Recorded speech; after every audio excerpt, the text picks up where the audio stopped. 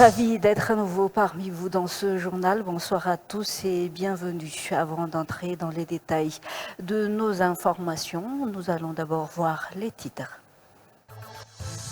Une séance très attendue, marquée par des échanges nourris, mais aussi des témoignages de reconnaissance envers certains membres du gouvernement hier à Timbazaz. Cette rencontre a également soulevé des questions sensibles, notamment sur la transparence budgétaire et l'utilisation de financements extérieurs.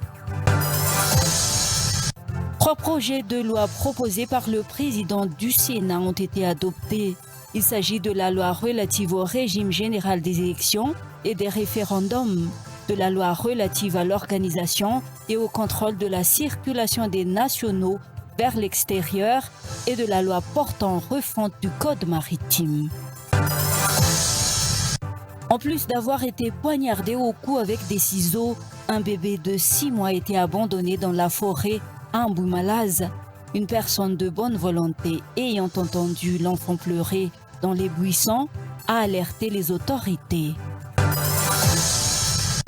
L'accident du Boeing 787 Air India jeudi à Ahmedabad, dans le nord-ouest de l'Inde, a fait au moins 279 morts, soit la catastrophe aérienne la plus meurtrière au monde depuis 2014. Passons maintenant aux détails.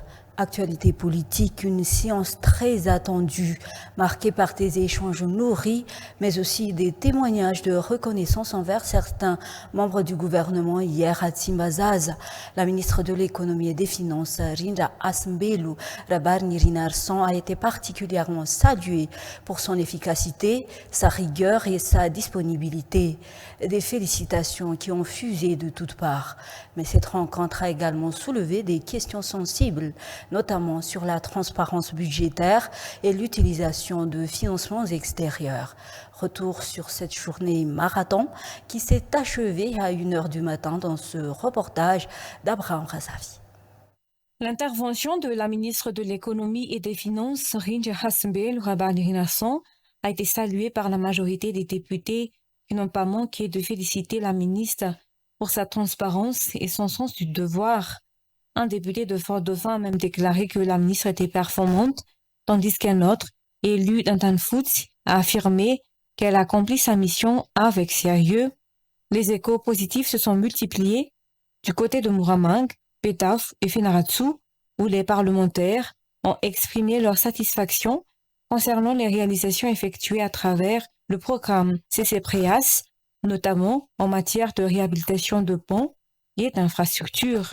Le député d'Ambovumbe-Andjoui, Anjiasi Philobert-Mlavundi, a encouragé les autres membres du gouvernement à s'inspirer de la rigueur du ministère de l'économie. Lorsqu'on appelle, elle répond toujours avec courage, contrairement à d'autres ministres que l'on ne voit jamais, a-t-il souligné. Lors de la rencontre entre les membres du gouvernement et les députés qui s'est tenue vendredi 13 juin, plusieurs points budgétaires ont suscité l'attention, notamment une somme de 28 millions de dollars provenant de la Chine, dont l'absence apparente dans la loi de finances 2025 a soulevé des interrogations de la part du député Gaskar Fensou. C'est la ministre de l'économie et des finances, Rinja Hasmbel Rabarni-Rinarsan, qui a été sollicitée pour répondre à ces questions. Elle a assuré que ce financement est bel et bien inscrit dans le budget national de manière claire et accessible. La séance s'est achevée tard dans la nuit, vers 1h du matin, après une série d'échanges nourris entre les élus et les membres du gouvernement. Restons toujours dans ce domaine. 3 projets de loi proposés par le président du Sénat, le général Ravalomanana Richard, ont été adoptés. Il s'agit de la loi relative au régime général des élections et des référendums, de la loi relative à l'organisation et au contrôle de la circulation des nationaux vers l'extérieur et de la loi portant refonte du code maritime. 14 sénateurs ont procédé à l'adoption de ces lois durant la séance plénière présidée par le vice-président du Sénat, Nicolas Rabé-Menanzar. Reportage signé Zoura Barzone et Ismaël Andjienzafniena. La session du 12 juin a débuté à 10h dans la salle de séance plénière du Sénat à Nous.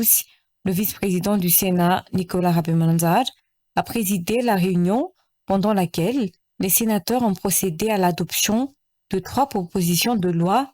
Le général Ravalman Richard a présenté la proposition de loi organique relative au régime général des élections et des référendums, ainsi que la proposition de loi relative à l'organisation et au contrôle de la circulation des nationaux vers l'extérieur et à la lutte contre l'immigration clandestine, ainsi que celle portant réforme du Code maritime. Après avoir examiné les propositions de loi, les 14 sénateurs présents pendant la séance plénière ont adopté les 3 propositions de loi. Le vice-président du Sénat, Nicolas Rabé-Manzar, a clôturé la réunion qui s'est terminée à 12h30.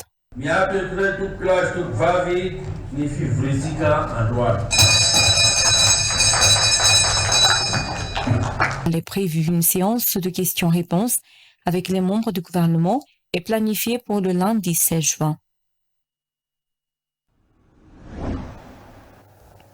Faits divers, en plus d'avoir été poignardé au cou avec des ciseaux, un bébé de 6 mois a été abandonné dans la forêt à Mbomalaza. Une personne de bonne volonté ayant entendu l'enfant pleurer dans les buissons a alerté les autorités. Le bébé a pu rapidement être secouru et recevoir les premiers soins au CSP2, mais en raison de la complexité de l'opération, il a dû être transféré à l'hôpital Achiera. Bien que le bébé ait eu la vie sauve, les forces de l'ordre ont intensifié leurs recherches pour retrouver l'auteur de l'acte et sa famille. Hier, vendredi 13 juin 2025, vers 8h30, le commandement de la brigade d'Ambomalaza a reçu un appel d'une personne de bonne volonté l'informant qu'un bébé avait été retrouvé pleurant dans les buissons au lieu dit un déplombé dans le Fuktan, dans la commune d'Ambouinou et Ambomalaza, dans le district d'Antananarivo-Varajano. La réception de l'appel, le commandant adjoint s'est rapidement rendu sur les lieux, accompagné de l'adjoint au maire de la commune d'Ambomalaza, pour constater la situation et secourir l'enfant encore en vie. Un bébé d'environ 6 mois avait été jeté dans les buissons, malgré que quelqu'un lui ait poignardé le cou avec des ciseaux. L'enfant était toujours en vie. Pour sauver l'enfant, les gendarmes et les responsables au sein de la commune ont immédiatement uni leurs forces. L'enfant a été rapidement emmené au CSP2 d'Ambomalaza, mais à cause de la difficulté de l'opération, l'enfant a été évacué à l'hôpital Achiera. Le bébé a eu la vie sauve. Les forces de l'ordre ont intensifié leurs recherches pour retrouver les auteurs de l'acte et la famille du bébé. L'association des sœurs hospitalières de la Miséricorde en charge le bébé en ce moment. Domaine de l'environnement, alors que la saison sèche bat son plein, les risques de feux de brousse et de feux de forêt augmentent considérablement à travers le pays. Une situation qui exige une préparation rigoureuse, selon le secrétaire général du ministère de l'Environnement et du Développement durable. Face à cette urgence, une réunion stratégique a rassemblé récemment les représentants de plusieurs ministères. L'objectif étant de définir une feuille de route commune pour prévenir et combattre efficacement les incendies qui touchent les forêts ou les étendues de brousse. Les détails rapportés par Gracia Angestuirna. Pas moins de 6 millions d'hectares ont été ravagés par les flammes l'année dernière, selon les données du ministère de l'Environnement et du Développement durable. Pourtant, seul 1% de ces terrains étaient de véritables forêts, les 99% restants étant composés de savanes arbustives et de prairies, un constat qui interpelle et appelle à une mobilisation générale. Chaque secteur a un rôle à jouer dans la prévention et la gestion des feux, a rappelé le secrétaire général du ministère de l'Environnement. Une meilleure coordination des actions de sensibilisation, de prévention et d'intervention est désormais indispensable, d'où l'importance d'instaurer des stratégies concertées et des mécanismes de financement adaptés. Parmi les mesures phares annoncées, la mise en place d'un budget spécifique destiné exclusivement à la lutte contre les incendies. Le ministère prévoit également d'explorer de nouvelles sources de financement pour soutenir les actions sur le terrain. Cette dynamique ne concerne pas uniquement les services de l'État. La société civile ainsi que les gestionnaires des aires protégées est partie sur tout le territoire sont également appelés à s'impliquer activement dans cette lutte devenue une priorité nationale, selon toujours les informations. Passons maintenant aux actualités internationales. En Asie du Sud, en Inde, l'accident du Boeing 787 Air India jeudi à Ahmedabad, dans le nord-ouest de l'Inde, a fait au moins 279 morts, soit la catastrophe aérienne la plus meurtrière au monde depuis 2014, selon un nouveau bilan publié samedi.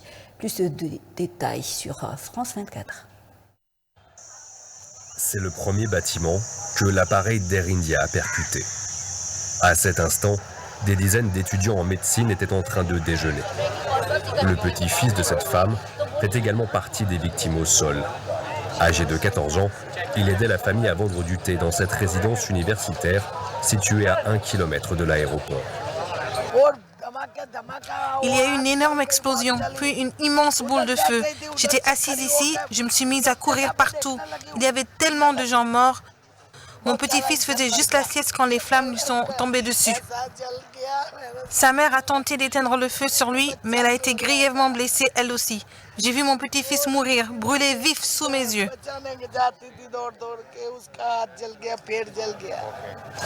Dans le principal hôpital de la ville d'Ahmedabad, les familles de victimes défilent par dizaines pour identifier leurs proches. Rempli de kérosène, l'avion s'est embrasé quand il s'est écrasé. Plus de 250 corps ont été transportés ici. Les autorités sont dépassées. Une grande majorité des corps sont difficilement identifiables. Vous n'imaginez même pas leur état. Il est souvent impossible de savoir s'il s'agit d'un enfant, d'une femme ou d'un homme. Nous avons prélevé l'ADN sur tous les corps.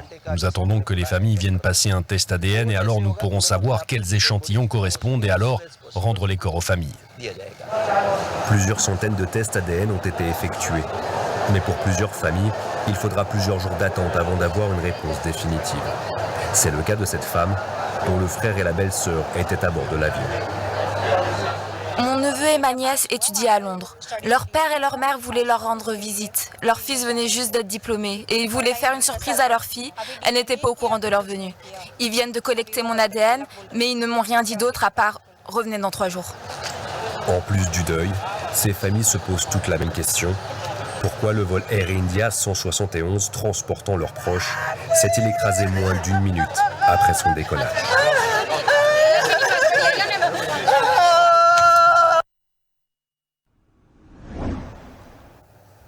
C'est la fin de ce journal. Merci de l'avoir suivi jusqu'à la fin.